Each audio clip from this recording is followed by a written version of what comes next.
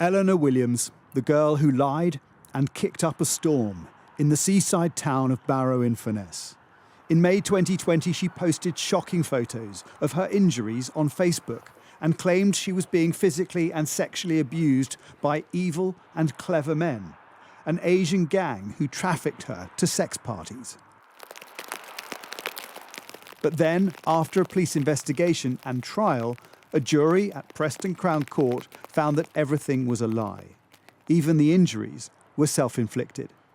But Miss Williams's fake story echoed the stories of real victims, some who were inclined to believe her, if only because when they reported their abuse, they felt the police investigated them more than the men. Women such as Laura, who even when we spoke to her last year, said she was troubled by the case. It's kind of a similar story to me, like being exploited by lots of different men and being taken to different areas.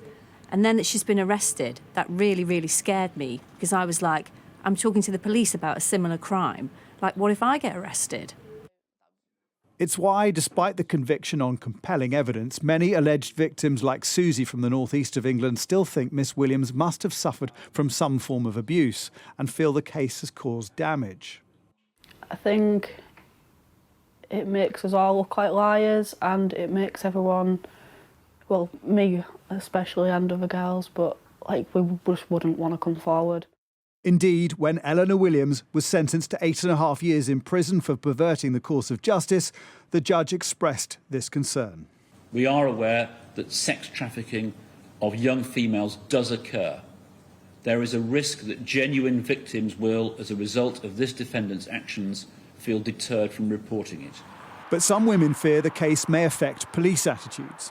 A young woman from Barrow told us when she reported sexual assault, the case was closed not long after Miss Williams's Facebook post went up, because she thinks the man she was accusing, although not named as a victim in the Williams case, was connected to her claims. I gave my bed in, my whole bed in, it was a double bed.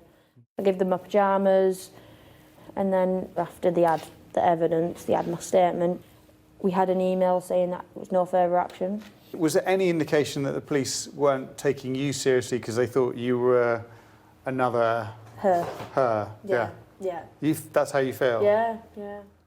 But Cumbria Police told us the decision was reached after a 4-month investigation, including one arrest which did not provide evidence to go to court. They added the case was investigated by officers who were not involved in the Eleanor Williams investigation.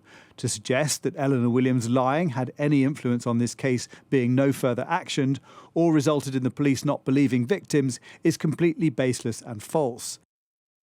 And this prosecutor involved in the Williams case says her crimes only came to light because police were investigating so diligently. This case, if anything, would demonstrate to true and genuine victims just how seriously these kind of cases are investigated before the perverting the course of justice charges were preferred against Miss Williams. There was a lot of safeguarding around her and lots of investigation into all the allegations she made.